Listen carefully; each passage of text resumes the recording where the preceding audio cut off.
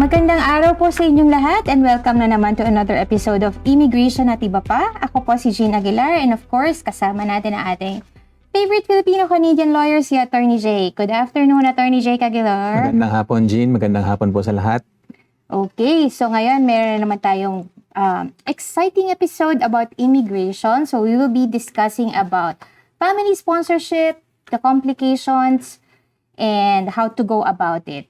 Especially yung about sa mga undeclared dependents. So pag-uusapan po natin yan ngayong araw na to. But before anything else, meron tayong mga recent news na nangyari dito sa Canada. So we'll just gonna do a quick discussion about it. Just very recently po, actually kahapon lang, officially, we do have a new Prime Minister here in Canada.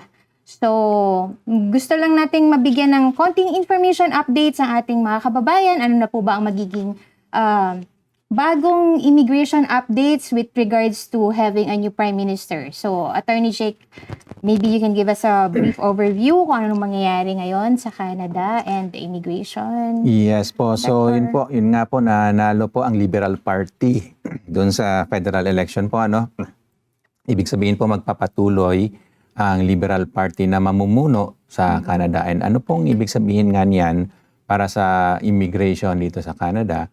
So, ibig lang sabihin yung mga in-announce before ng gobyerno, magpapatuloy yon kasi sila pa rin po yung nakaupo. Ano ba ito? Maganda? Hindi maganda? Siguro po yan, discuss natin kahit pa paano. So, anyway, ang Liberal Party po somehow, ang sabihin natin mas aggressive with regards to sa immigration, and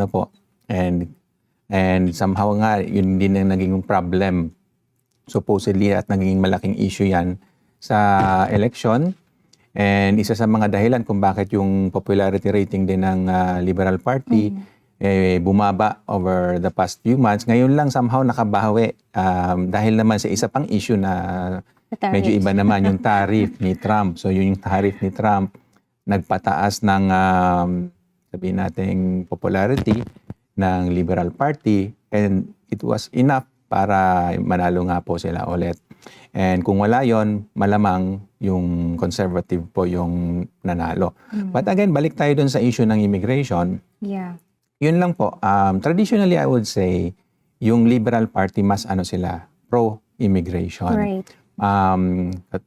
Before before COVID, sabihin natin, ang projection na gagawing permanent residents dito sa Canada noon, nasa 500,000. And then, nung after nga ng COVID, medyo nagka-problema, binaba yon recently, which is in-announce na nga rin po last year. So, ang naging projection, less than 400,000 na lang na permanent residents. Yeah. And ibababa pa nila ito next year at saka sa susunod pa na taon hanggang 2027. Bandang around, kung hindi ako nagkakamali, nasa 365,000 na lang yung i-admit na permanent resident. So, binaba ito from around 500,000. And sige. Related to that, nabanggit yan ni Prime Minister Mark Carney during one of his campaign stops about the stabilization of the immigration caps. So he mentioned that immigration caps will remain in place until we've expanded housing and we've reabsorbed the levels of immigration that have happened in our country, especially during the pandemic. So yun, they're keeping PR targets under 1% of the population, so around 365,000 this year, tama ka, Attorney Jake, less than 400, and then down to 365,000 by 2027. So what does this mean? So yun lang po, although meron ngang reduction, kahit pa paano po, kung kayo ay pro-immigration din, at lalo na nga kung gusto nyo maging permanent resident dito sa Canada, somehow sabihin natin mas maganda, mas paborito sa inyo. Kasi kung ang kabilang partido ang nanalo, ang projection nila mas mababa pa. Less than 300,000 yung plano nila. So yun po overall, sabihin natin pabor ito sa inyo, sa mga nangangarap maging permanent resident dito sa Canada, sa pagkapanalo ng Liberal Party. Bagamat may reduction pa rin, overall, it's a good thing, sabihin natin. Ganun. Kailangan lang talaga mag-strategize po tayo. Kasi ngayon, yun nga, dahil babawasan nila, we just need to make sure that you know which pathway is the best for you, and you are doing the best. Like, you have the right things to do. You know what you need to do para ma-reach nyo yung plan nyo. If ever you want to so become some a PR. general tips po, nakikita natin ang policy sa immigration, pwede magpabago-bago, taas baba. And kailangan na lang natin maging yung competitive. So yun siguro yung hindi mawawala dyan. Right.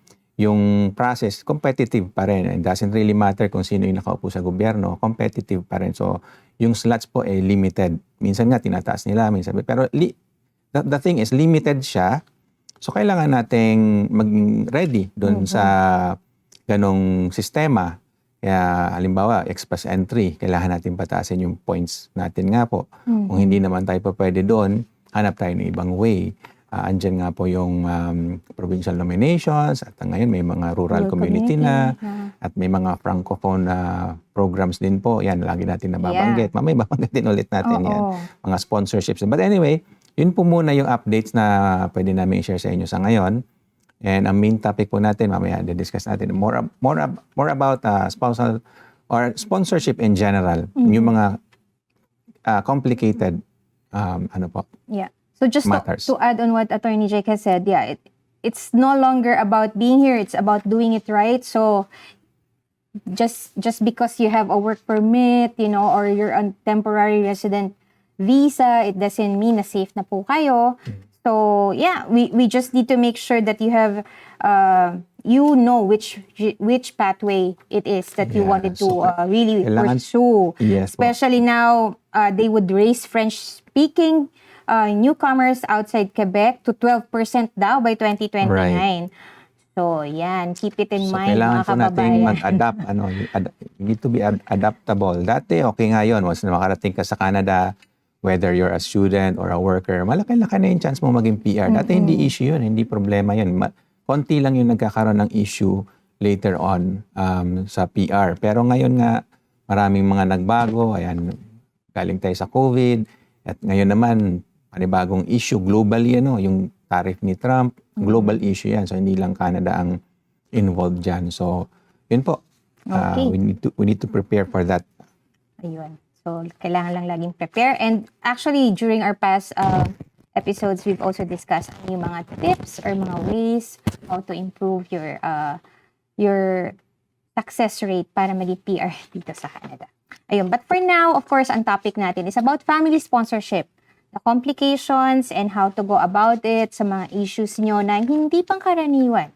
So, let's start off with, ang usual na nakukuha natin sa ating mga clients, yung paano kung may undeclared family members. So, just to give an overview, meron actually tayong, merong principle behind family class sponsorship dito sa Canada.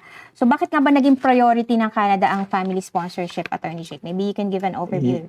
Yes, po, konting lang din po, historical fact. So, ang nagpasimula niyan or nagbigay ng focus sa family sponsorships, yung Liberal Party din, a long time ago, decades ago. And they see it as part of nation building.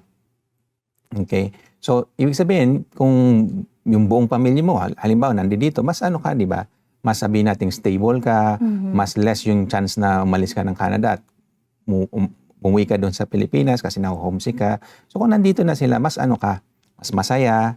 And then, yun nga po, yun din yung family, sabihin natin basic structure ng isang community yan. Po. So kung buo yung pamilya mo, maganda rin ito eventually dun sa buong bansa ng Canada. So yun po, they see it as a tool for nation building, itong family sponsorship. Kaya nga po, nagkaroon din ng focus doon sa area na yon. So yun lang po, just a little bit of information about. Mas inspired ka. Yes. So in contrast, ito lang para siguro kadagdagang kaalaman. Sa ngayon, alam nyo na yung economic class din. So meron tayong dalawang major categories nga po, sponsorship, saka economic class. So economic class parang sabihin natin arm's length transaction, parang business ba na okay, gagawin ka natin PR dito. Parang sinasabi sa'yo ng Canada, gagawin ka namin PR, pero anong kapalit nito? Dapat magtrabaho ka. Parang gano'n. Dapat maganda yung magiging contribution mo sa Canada, magbayad ka na. More on parang business.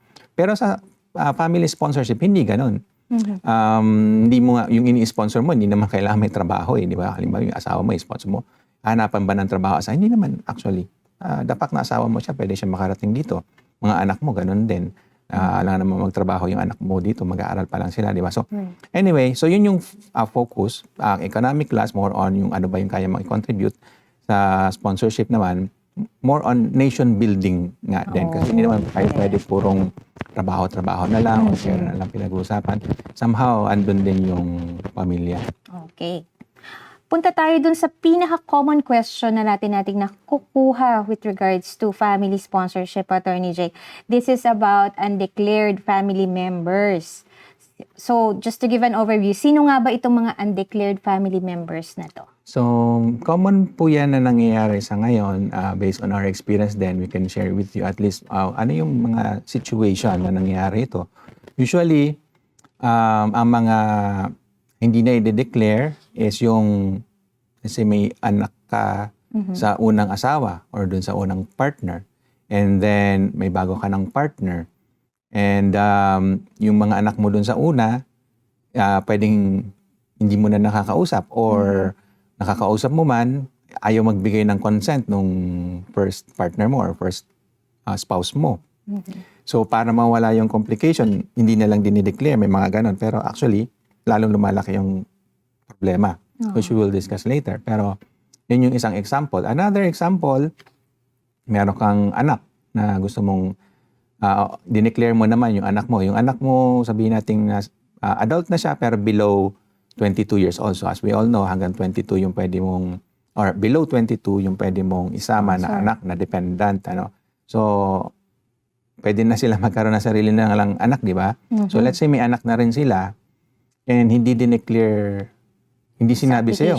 O dahil hindi sinabi sa'yo kasi natatakot sa'yo, baka magalit ka. Something like that.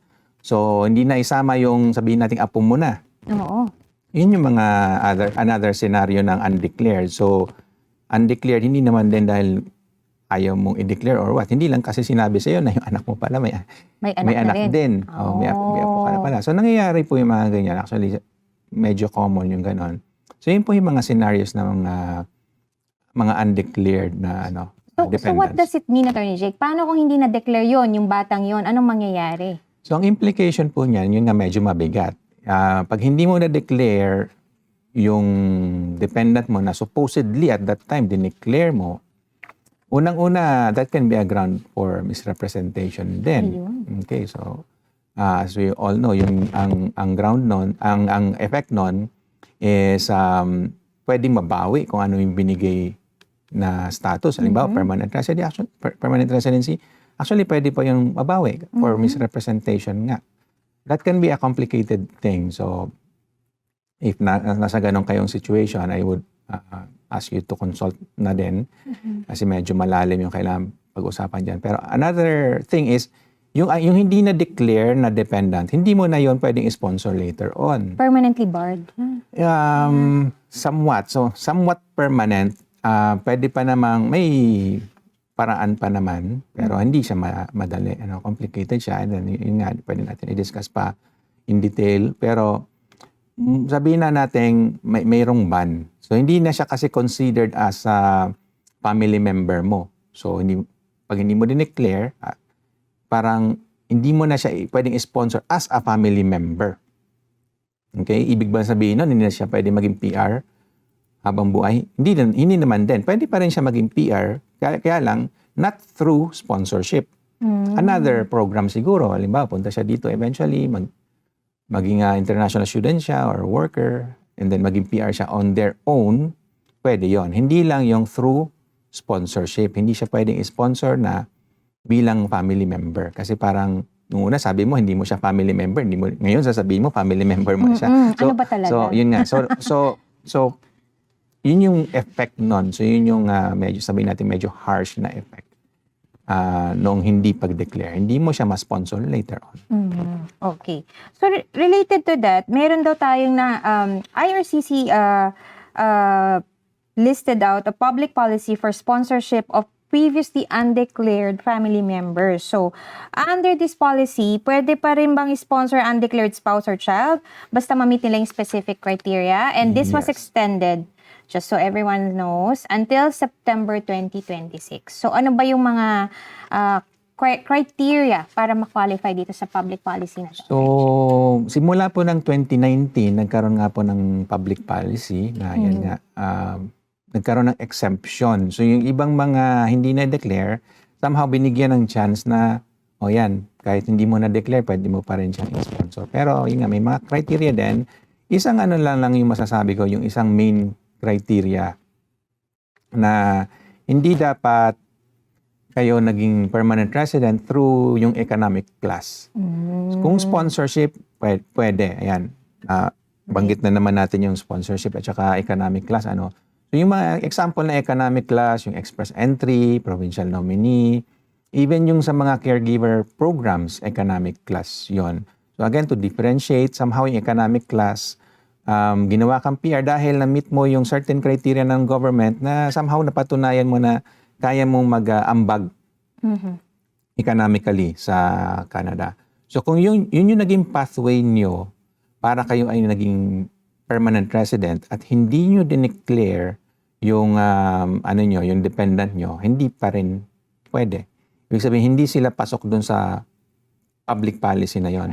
Ang pasok lang dun sa public policy kung kayo ay naging PR through sponsorship. Family pathway. Yes po. So, bigyan ko na lang po kayo ng isang example dyan. So, halimbawa, yung parents mo naging PR, nauna sila naging PR.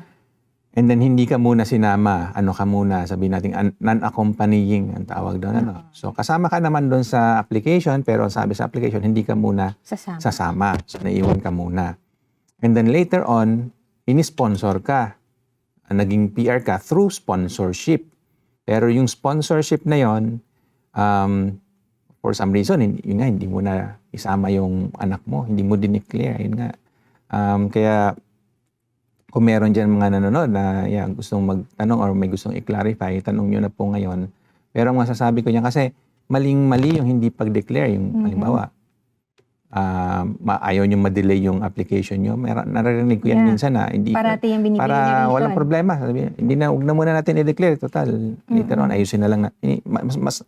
Mas mali yun kasi lalong mahirap ayusin later on. So anyway, balik tayo doon. Pag naging PR ka through sponsorship at hindi ka nakapag-declare nung dependent mo, yun, pasok yun sa public policy. Pwede mo i-sponsor ulit later on. Ayun. Sige, i-summarize lang natin yung mga sinabi ni Attorney Jake. So, under this public policy, pwede ka mag-sponsor ng undeclared if you became a PR under one of these following categories. So, you were a refugee or a protected person. Number 2, you were sponsored by a spouse, common law, or conjugal partner. Or you are a dependent child under the family class. Tama ba yan, Attorney Jake? So, tama po lahat yan. Yun yung way para makasama kayo sa public policy na ito. Na pwede nyo makuha yung inyong mga undeclared dependents. And another clarification lang po. So yun nga, kasi napaka-common po nito na hindi nga dinideclare dahil baka siya mismo hindi maisa kasi may anak na ako. Baka hindi ako maging PR. Mali po yon yung ganon. So kahit may anak po kayo, that doesn't really disqualify you from becoming a dependent noong nag-sponsor sa inyo. Ang hindi po pwede yung meron kayong asawa or common law partner. So kung meron kayong common law partner or asawa, hindi na kayo dependent technically. Parang nagsarili na kayo Hindi, naging independent na kayo, nag-asawa na nga kayo, bumukod na kayo, parang ganon. Hindi kayo magiging dependent. Pero kung may anak kayo, okay lang yun. Yun yung misconception minsan. Iniisip nila pag may anak na hindi na sila pwedeng isama as dependent, pwede pa din. So kahit may anak kayo, okay lang yun. Huwag kayong matakot or huwag kayong ma-concern doon. I-declare nyo lang. Kahit matagalan ng konti, at least wala kayong issue later. Kasi yun nga, ang effect nun, napaka-harsh, di ba? Imagine yung anak nyo, hindi nyo kasama, nandito kayo sa Canada, yung anak nyo nandun sa Pilipinas at hindi niya madala dito. Masaklap yun. Ayun. So, i-clarify ko lang, Attorney Jake, paano kung halimbawa, yung applicant, hindi niya naisama yung anak niya sa application niya. Pwede pa ba niyang kunin yon? Ayun na nga yung Yun. definition ng undeclared, di ba? Hindi mo sinama sa application mo. Oo. So talagang undeclared yun. Another lang din po, clarification, magkaiba yung non-accompanying tapos yung undeclared. Ayun, Pwede yun mo ang siyang may difference i-declare, yun. sabihin mo may anak ka, ito yung anak mo, pero pwede mo sabihin, hindi muna siya sasama. Doon muna siya, kung hindi kayo handa na isama siya dito, okay lang yon. Ang tawag doon, non-accompanying. Doon muna siya sa Pilipinas for now. Yeah. Hindi mo na siya gagawing permanent resident. Kayo lang muna. Later on, pwede nyo pa siyang sponsor ulit. So parang naging dalawa yung proseso. Imbes na parang one step, sabihin natin ganon. Pag naging PR kasi kayo, yung dependents nyo, pwede rin maging PR along with you. So isang step lang. Pero kung nasa Pilipinas pa sila at somehow, yun nga, sabi mo, parang gusto mo muna mag-establish dito, marami ka pang asikasuin, ayaw mo muna isama yung dependents mo, pwede rin yon. Non-accompanying ang tawag doon muna sila sa Pilipinas. Sponsor nyo sila later, make sure lang na eligible pa sila. Hindi pa sila married. Hindi pa sila married at saka below 22 years old pa lang sila. Pag pumalo na sila ng 22 years old, hindi na rin sila dependent. So, Pero hindi na paano rin sila kung na-declare sila below 22? hindi na rin. Kasi dineclare mo lang siya di ba? Hindi pa naman siya PR Dineclare mo lang. So, hindi siya, ibang application yon para maging PR sila. Okay. So, yeah, hopefully walang okay, malito doon. And siguro nga magtanong kayo para lang maging klaro sa inyo. Pero ito, sinasabi ko na po sa inyo na pwede nyo silang i-sponsor later. As Pero long as ilagay nyo sila doon sa application. Unang-una, dineclare nyo sila, yun nga. Tsaka, sponsorable pa rin sila, yun nga, hindi sila nag-asawa. At saka yung edad nila, below 22 years old pa din. Okay. Paano kung yung asawa daw ang hindi na-declare? Meron Bihira palang tayong... Hindi na-declare. Ganun din naman yung Yeah. epekto nun. Hindi mo na-declare, definitely hindi mo pwedeng i-sponsor later. Pero bihira yung mga ganong situation. Meron din, I'm sure meron din mga ganong situation, sabihin nila single. Yun nga, minsan naririnig ko yan na yun daw ang Fastest way. Or yun daw ang sabi sa kanila ng agency para wala maging problema, ayusin na lang later, ganon. Or halimbawa, during the process of application, kinasal. Huwag kayong, Hindi yun na lang, in-update. huwag kayong masyadong papaniwala. Sa kahit sino, sabihin natin ganon, lawyer man or hindi. Kailangan meron din kayong sariling determination. No? Isipin yung mabuti kung yung advice ba sa inyo, tama ba yun? Does it make sense to you? Kasi ultimately, application nyo yun. So, ito yung habit din natin mga Pilipino. No? Sasabihin natin, hindi ko kasi nabasa Yung agency ko kasi nag-ayos yan Hindi pwede yun Hindi siya excuse, especially dito sa Canada. No? So, application mo yun, you should be responsible for that. Nag-hire ka man ng kung sino, license man siya o hindi, doesn't really matter. That's still your application. Kung ano nakalagay doon, pananagutan mo pa rin yun. So, yun lang po yung bottom line nito. Okay. So, we'll be discussing some of the questions that we have received from our clients. So, we'll go about it. And then, just let us know po if you have any questions. Please feel free to send us your questions. Libreng-libre po si Attorney Jake ngayon to answer your questions with regards to family sponsorship. Okay, let's start with one of the questions that we have received. So, what happens if na-declare daw niya yung anak niya noon, pero feeling na RRCC dati, magiging burden siya sa health system? So, baka merong something about medical or, yung bata. So, Hindi, at end, I hid it para sure akong makapunta siya sa Canada. Pwede ba siyang ma-sponsor ngayon? Yeah, balikan natin yung mga concepts ng inadmissibility. So, dalawa usually yung inadmissibility, yung sa criminal inadmissibility, tsaka medical. So, yun din po yung reason kung bakit yung mga nag-PPR, di ba? Inahanapan tayo ng mga police clearance at saka pinapa-medical tayo to make sure na hindi tayo inadmissible. And so, kung ganun yung case na yung anak merong potential medical inadmissibility, hindi rin siya pwedeng ma-sponsor kasi that would have made you inadmissible as well. Isa yun sa requirement na even if like pasok ka sa public policy, pwede mo nga i-sponsor supposedly. Pero that shouldn't make you inadmissible yourself. So, again, pag sa PR po kasi, ang application na ito, buong pamilya yung chine-check eh. Right. Hindi lang kayo, pero kasama yung mga dependents nyo, whether or not isasama nyo sila dito sa Canada or hindi, i-examinin pa din sila. Yun yung point nun. I-examinin pa rin sila, titingnan pa rin kung wala ba silang inadmissibility.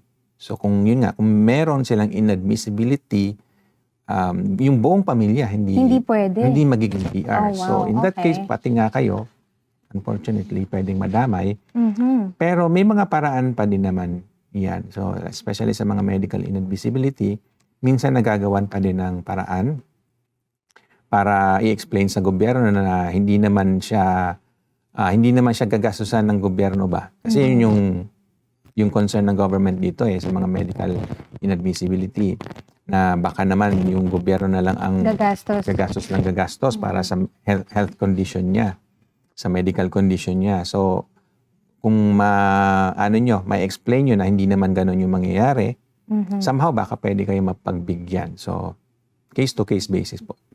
Okay, ayun. Sana po naliwanagan kayo doon, those with medical issues. Ayun. Hindi naman siya flat out na no na agad. Case to case pa rin siya. Yes po. Okay. What about if, okay, may nakuha rin tayong question. I was sponsored by my father 2 years ago but hindi na-declare ang mga anak niya, which is, they are 2 and 5 years old now. Akala kasi madi-disqualify siya as dependent child if i-declare siya noon. Can I now sponsor my children under the public policy program? Ini-sponsor siya. Oo, ini-sponsor siya ng father niya 2 years ago, pero Yeah, hindi so, dineclare ang mga anak. Potentially po pwede ito. So ito yung pasok sa public policy. Kasi ini-sponsor siya, naging PR siya through sponsorship. Family sponsorship. Yes, through family Ayun. sponsorship, not through yung Economic. economic class. So yun po yun, malinaw yun. Magkaiba po kung halimbawa yung father nyo naging PR siya Through caregiver, through halimbawa. caregiver or any other economic class PNP, na application, nomination. PNP, express entry, mga Oo. ganoon. And at that time, naging PR din kayo bilang dependent niya. Ibig sabihin, sabay kayo or through the same program kayo naging PR. In that case, dahil economic, hindi yun pasok doon sa public policy, hindi so pa rin hindi pwede. Yes. Pero kung ganito, yung specific situation ng natin sa question, naging PR siya through sponsorship, potentially pwede siya doon sa public policy na yun nga po hanggang year 2027 pa. 26. Yung 26 pa, 27? 26. September 2026. Okay. Extended policy. Na in place yung public policy niya. So as you can see, limited yung duration ng public policy. Ayun. Okay. So, kung family sponsorship, again, yung ulitin po natin, if you got your permanent residency through family sponsorship, pwede nyo kunin ang mga anak nyo na undeclared.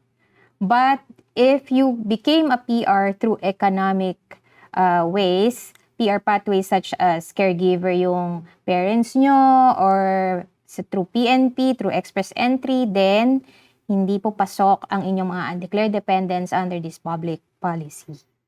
Okay, malinaw po yun. Okay, another question, Attorney Jake. I was sponsored as a spouse, but I left out my teenage son from my previous relationship. He's now 21. Can I still bring him here? Pwede pa kasi 21 pa naman, hindi pa siya nagiging 22. Potentially pwede pa siyang Pwede pa. Pasok pa. pasok pa sa edad. Basta walang asawa. Huwag lang mag-asawa. So yun po, huwag mag-asawa or huwag magkaroon ng common law partner. Okay. Pero kung may trabaho, kung graduate na, okay lang yan? Pwede pa rin po. So Pwede pa rin? usually dependent pa din man siya. Okay. Medyo maluwag sa ngayon si gobyerno. So yun nga po, at least under the liberal, medyo maluwag sila dyan. To contrast po with the other party, yung sa conservative, that was until 2015, I think. At that time, binago nila yung rules hanggang, I think, 19 lang yung limit ng dependent. So after 19, hindi na pwede. And then later after nung nakabalik sa pwesto yung liberal, binalik din nila sa 22 years old yung limit or below 22 years old yung limit ng pwede mong sponsor na Ayun. dependent. Okay. Another question that we have received. I'm a permanent resident under Express Entry. I left out my child during the application. Can I sponsor him through this program? Yung public policy. Teka lang. May kulang. Express entry siya? Express Entry, left out niya yung child niya during the application. Ano ba to? Anak, when he was probably So, single. again, express entry Can I siya. sponsor him through this program now? Yun nga. Hindi. Hindi. Kasi nga, di ba, yung sinabi natin kanina, express entry under the economic class siya, hindi siya pasok doon sa public policy. So, Ayun. hindi pa rin siya pwedeng sponsor. Ayun. So, sir, hindi talaga pwede kung hindi nyo siya na-declare. Okay? Kasi express entry yung inyong pathway when you became a PR. Okay? So, paano daw papaprocess yung ganong application? So, most probably, mag-a-apply na on his own yung bata, if ever. he wants to Normally come to po, Canada. yun nga, hindi naman yun parang bar na maging PR yung bata or yung dependent. Ibig lang sabihin, hindi nyo siya ma-sponsor. Yun lang naman. So, if you can find other ways na makarating siya dito, pwede pa din. Usually on their own na. Okay. Ayan. So, related to that, let's talk about sponsoring children over 22 years old, your stepchildren, and your adopted children. So, may nakuha tayong question dyan. Attorney, kung adult siya and walang disability, pwede bang kunin ang anak na 22 years old na? Hindi na po kasi nga 22 years old na siya at wala namang disability, ano? So usually, pwede kung mayroon ngang disability. And they Kasi- need to prove that. And Yeah. of course, definitely, they need to prove it. Hindi lang yung sasabihin na, okay, mayroon disability. You have to provide proof na hindi pwedeng maging independent yung anak nyo. So, kaya nga basically, dependent nyo pa rin siya despite the fact na 22 years old and above na siya. Okay. Dependent nyo siya kasi mayroon nga siyang either physical or mental disability. Ayun. Mental or physical So kung, disability. kung wala namang mental or physical disability, 22 years old na siya, hindi nyo na siya dependent ba? Pwede na siya magsarili. Apply on it. Oo, kaya mag-apply siya on their own na. Okay. Paano naman daw kung stepchild or adopted child? Are there any special rules to sponsor these children? Yes po. So, stepchild, kailangan lang ma-determine na talagang stepchild nyo siya, anak siya ng partner nyo or asawa nyo.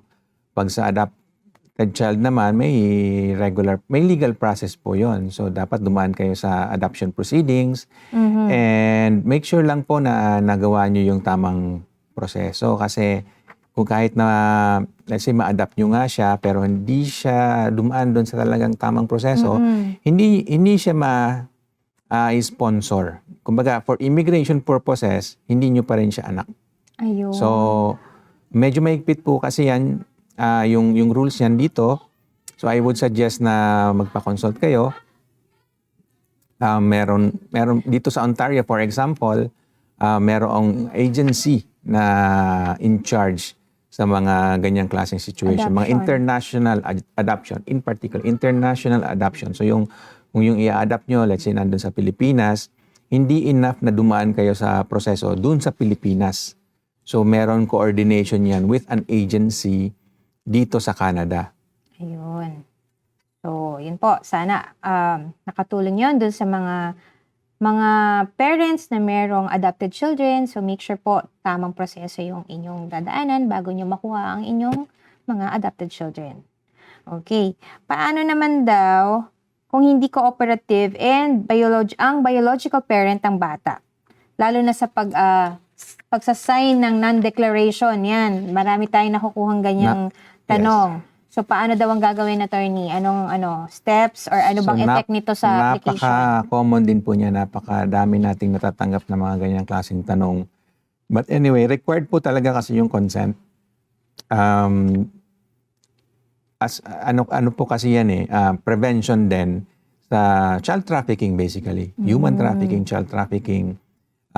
Kaya kailangan ng consent ng both parents. Parties, Kasi okay. like dito sa Canada, medyo gulat nga nung una ko rin to narinig. Minsan kahit ikaw yung tatay, pwede ka ma-charge ng kidnapping O ikaw, tatay or nanay. Without kahit the parent consent of the other kasi kung parent. tinakas mo yung bata without the consent of the other parent, that can be a crime. Pwede nga kidnapping. But anyway, so yun po yung nito. Dahilan kung bakit nire-require yung consent. Both parents usually have yung decision making dapat para sa bata. To make sure na walang objection yung other parent, yun, kailangan meron siyang written consent. Kung hindi naman natin May form yan, di ba? may form or it Non-declaration doesn't really form. matter. It has to be written. Meron lang form para Yes, merong required form ang madali. IRCC. Yeah, para lang and maging madali declaration sa from non-accompanying. Declaration from non-accompanying Yes. parent. To make it easy for the people requiring that consent. Pero kung wala ngang consent, hindi mo makuha, you have to go to court. Yun lang. That's the only other way. Punta ka sa court and may proceeding yon, and then pag nag-issue ng order yung court na ikaw na yung merong sole custody, then hindi na required yung consent kasi nga may sole custody ka na, ikaw na lang ang kinakailangan na magbigay ng consent.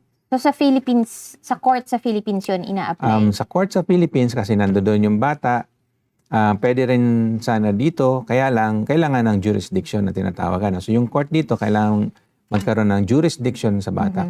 Kailangan nila magkaroon ng authority na pwede sila magkaroon ng desisyon para sa bata. And usually, mangyayari yon pag nandito yung bata.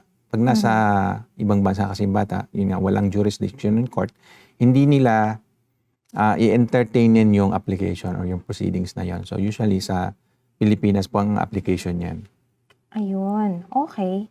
So paano kung halimbawa, kasi di ba may mga cases na ganun, nagkaroon ka ng anak at hindi mo na makita yung tatay ng anak, yun ba yung magiging applicable sa kanya? Yeah. Mag-apply siya ng court, Yes po. Either ever since hindi na nag-appear yung other parent or later on na lang na nawala, it doesn't really matter. Ang importante is, yun nga, either you get the consent at kung hindi mo makuha yung consent na yun, you have to go to court. And then dun mo i-explain kung bakit ikaw dapat ang magkaroon ng sole custody para sa bata. One explanation can be, ever since na pinanganak yung bata, wala naman yung other parent. That can be a good explanation para maibigay sa inyo ng court yung ganong klaseng order.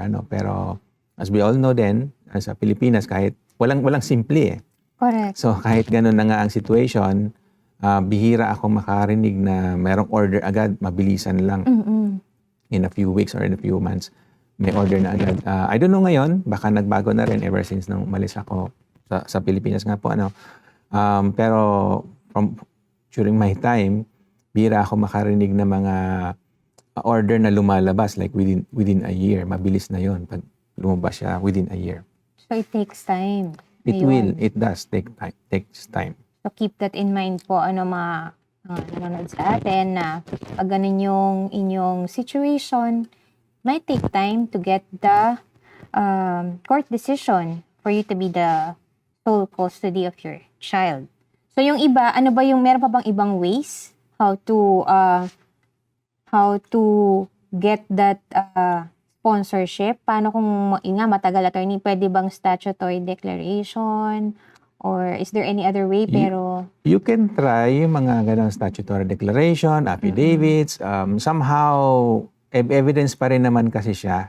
Yeah, and somehow yung legal document pa rin naman siya. Ibig sabihin somehow may legal effect 'yon.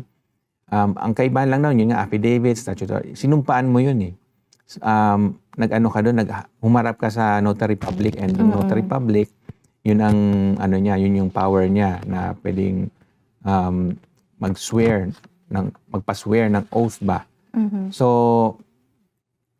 somehow pwede, pero depende doon sa titingin or mag-accept noong ng application mo. It can be yung immigration officer Or it can be yung officer doon sa airport.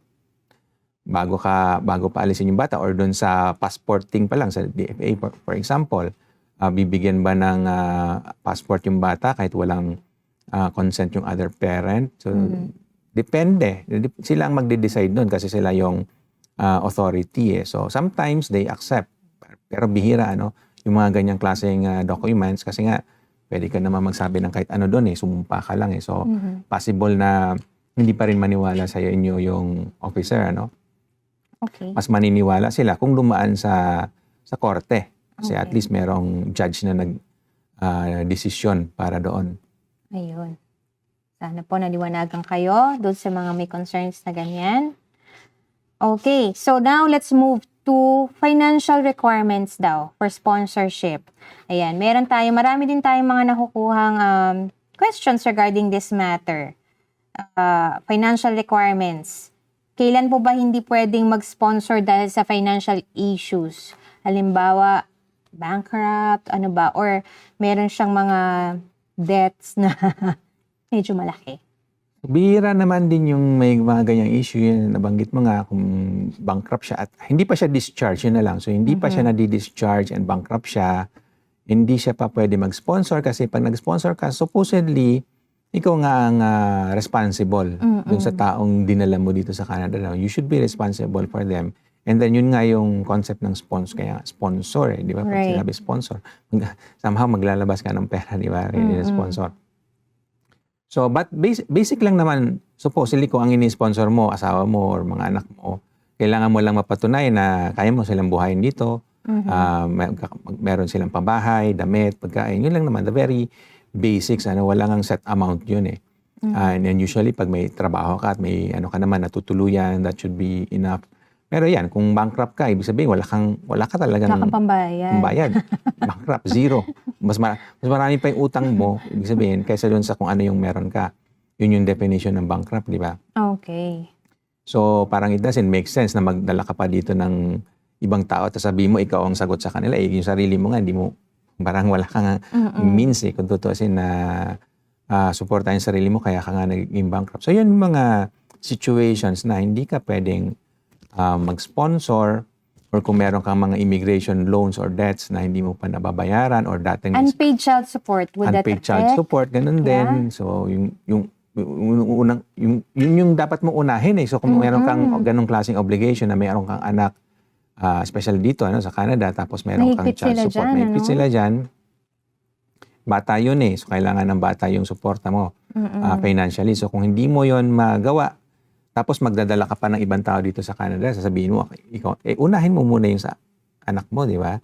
So, yun, may ka na, existing legal obligation. Unahin mo. So, because of that, kung meron kang child support na hindi mo nababayaran, hindi ka pwedeng mag-sponsor. Right. Unahin mo muna yung anak mo dito. Ayun. Paano kung may co-sponsor ka?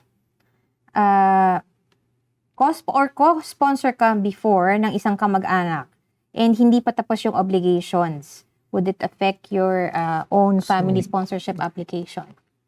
Co-sponsor, ibig sabihin, isa ka doon sa mga merong obligation, So, kung yung kasamahan mo, hindi siya nakapagbayad for whatever reason, ikaw yung pwedeng pagbayarin. So, ganun din. So, kailangan, mo muna yung obligation na yon, i-discharge mo muna yung obligation na yon. Otherwise, hindi ka rin papayagan na mag-sponsor pa ulit. Yun yung tinatawag na financial undertaking. Parang ganun, undertaking or guarantor, doesn't matter kung anong tawag natin doon, pero meron kang obligation. Yun ang bottom line niya. Meron kang obligation na kailangan mong gampanan. Related to that, halimbawa, nag-sponsor ka before ng iyong former partner, tapos naghiwalay kayo. Di ba may pinirmahan kang undertaking, Kung hindi pa tapos yung undertaking na yon, hindi ka pa ba makakapag-sponsor ng bagong partner mo? Hindi pa, kasi magdodoble-doble yung undertaking mo, isa-isa lang. So yung undertaking mo noon, tapusin mo muna yon. And then once na matapos yon, pwede ka na ulit mag-sponsor. Ayun. So I think there's 5 years ba yon yung sponsorship undertaking? Depende. Usually nga 3 years lang 3 yun. years lang. Yung depende yan sa kung sino yung ini-sponsor mo din, anak mo ba or asawa mo ba, merong certain guidelines din yan na naka-publish din sa Government of Canada website. Pero normally, nasa 3 years yung undertaking na yan. Ayan, nasan po kayo? Hindi kayo nagtatanong ha. Malapit na tayong matapos, so take your chance at pwede po kayong magtanong anytime ngayon about family sponsorship. If you have any questions, please feel free to send us your questions at tatry po nating sagutin yan. Okay? So, ngayon, pag-usapan naman natin, attorney, mga refusal for family sponsorship. Kasi syempre, hindi naman lahat ng sponsorship application na approve. Paano daw kung na-refuse yung application, ano ba yung pwede nilang gawin? Unang-una, mayroong reapplication, pwede ka namang mag-apply ulit. So, wala namang ban pag na-refuse ka. Unless na lang na may misrepresentation. Pero kung wala namang ganon at na-refuse lang, you can always try again. One example would be yung mga conjugal partnerships, sponsorship. Kung hindi, ibig lang sabihin nun, si officer hindi na satisfy na you're in that kind of relationship, yung conjugal partner nga po. So, if ever, pwede naman kayo mag-reapply kung sa tingin mo meron ka ng sapat na ebidensya at this time around, mako-convince mo na si officer na you are in that particular kind of relationship nga po. So, reapplication is one. Another is yung appeal or yung judicial review. Medyo technical na yon. Yung appeal sa appellate division, ibig lang sabihin nun, parang gusto mong tingnan ng mas nakakataas pa yung superior ba nung officer na nag-decide doon sa application mo. Gusto mong magkaroon ng parang second set of eyes, sabihin natin ganyan, na baka naman yung superior niya ay merong ibang determination or ibang decision compared dun sa mismong officer na nag-decision. So yun yung concept ng appeal, pero it's still within the same immigration department. Yung isa pa po yung judicial review sa court Federal na yun. court. Federal court na yun. So magkaiba po yung immigration department at saka yung sa court. Yung court naman, ang gusto lang tingnan dyan, nung court, dumaan ba sa tamang proseso? It's more on the process. It's not for, bihira kasi yung court na sasabing mali yung decision. Pwede rin yun minsan. May ganong jurisdiction yung court para tingnan kung tama ba yung decision. Pero take note kasi po na discretionary, merong certain level of discretion yung officer to make that kind of decision. So yung court, madalas, hindi na nila pinakikialaman yung discretion. It's not really for the court to say whether tama or mali yung decision ng officer kung ang ginamit niya is yung discretion niya. Okay? Pero at the same time, merong residual jurisdiction yung court para sabihin kung sakaling nagkaroon ng lapses din yung immigration officer, sabihin natin hindi siya sumunod sa rules, pwedeng yun ang ireklamo mo doon sa federal court at yun yung magiging grounds ng judicial review. Ayun. And just to add on to that, marami yata mga days yan na kailangan i-consider. So if you're going to file for a notice of appeal, dapat within 30 days from the date you receive the refusal. And then kung judicial review naman sa federal court, you must file an application for leave and judicial review within 15 days if inside Canada or 60 days if outside Canada. Ayun, marami tayong days na kailangang keep in mind if dadaan kayo sa ganitong proseso. Would you recommend na dumaan sa ganitong process or just to reapply? So depende. So yun nga, yung mga options natin, reapplication or appeal. Appeal is a long process at saka usually nga yung chance natin doon medyo mababa, Kasi most of the time ginagamit noong officer yung discretion nila. And pag discretion nga, hindi na natin yun ma-question Even the courts actually will not question that. So yung appeal at saka judicial review, bihirang-bihira yun gamitin. But siguro ang bottom line dito, mag-consult muna kayo para at least ma-weigh nyo yung options ninyo at makapag-decide kayo ng tama kung alin doon ang nararapat para sa inyo. Ayan, sana po naliwanagan kayo with regards to those topics. Okay, we move on to Procedural Fairness Letter, yung tinatawag na PFL. Ayan, karamihan sa mga kababayan natin nakaka-receive ng ganitong letter. Hindi naman kasi agad-agad outright refusal from IRCC, no, attorney? Right. Usually, makaka-receive pa sila ng Procedural Fairness Letter. Can you give us a little more information So, about yung Procedural Fairness Letter or tinatawag natin minsan PFL nga po for short, parang binibigyan kayo ng warning na sa tingin ng officer na mukhang hindi kayo mapapaboran o hindi ma-approve yung application nyo. So parang before sila mag-decide ng unfavorable nga, yung usually refusal nga po, binibigyan kayo ng chance na kung meron pa kayo bang ibang sasabihin na hindi pa ba na i-consider o meron pa ba kayong evidence na hindi na sasubmit na somehow pwedeng i-consider noong officer, yun na yung pagkakataon nyo. So, importante yun kasi madalas nga yung mga hindi nabibigyan ng ganon, Procedural Fairness Letter or PFL nga, yung hindi nabibigyan nun, usually yun yung nagrereklamo nga at pumupunta sa court at hindi daw sila, hindi dahil sa mali or hindi sila sangayon sa decision, pero hindi tama yung process ba. Kaya it's more on the procedure, hindi sumunod daw si officer, kaya yun yung nirereklamo noong aplikante. Hindi yung mismong pag-refuse but the process itself, yun ang nirereklamo nila. So para mga po maiwasan yung mga ganong situation, si officer usually nagbibigay sila ng Procedural Fairness Letter nga para hindi na kayo magreklamo later on sa court. So yun lang naman nga ulit. Bibigyan kayo ng pagkakataon na mag-submit pa. And sasabihin naman sa inyo, sasabihin naman sa inyo ng officer, ano yung concern niya. Nilalatag na rin sa inyo na, parang hindi ako satisfied dito. Hindi siya convinced. Sabihin natin yun nga, balik tayo sa example na conjugal partner. Hindi siya satisfied na yun nga yung relationship nyo, conjugal. It doesn't meet the definition, for example.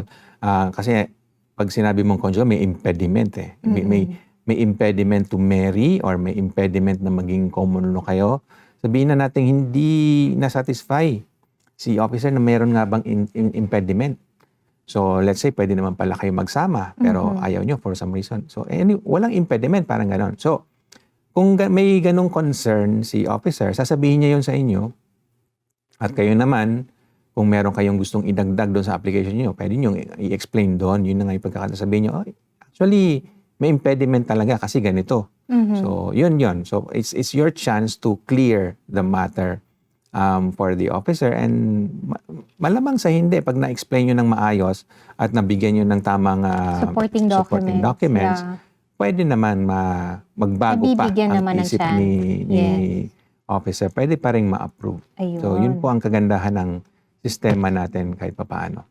So, napakahalaga pala nun, Dapat siseryosohin nyo yung letter na na-receive yung gano'n, yung Procedural Fairness Letter. Kasi nakaka-receive tayo ng mga ganyang information na naka-receive po kami, hindi na namin sinagot, ganyan, or hindi namin alam kung paano sasagutin. So, the best time is to consult with an expert or with a lawyer para po mabigyan kayo ng tamang advice on how to reply to this kind of letters that you're going to receive from IRCC. Saka, keep in mind, meron niyang timeline. Parang usually, you're given 30 days to respond. So, kailangan make sure nyo na makakasagot kayo within 30 days at ma-provide nyo yung tamang supporting documents para dun sa sagot nyo dun sa Procedural Fairness Letter. Yes po. And then just one tip lang din, it's not just a matter of sending those information in. So hindi naman lagay mo lang lahat ng gusto mong sabihin tapos i-send mo yung mga dokumento mo. It's not just about that. Kailangan nyo siyang i-package ng maayos. What do I mean by that? Dapat madali din maintindihan at ma-absorb ni officer yung punto mo, yung message mo.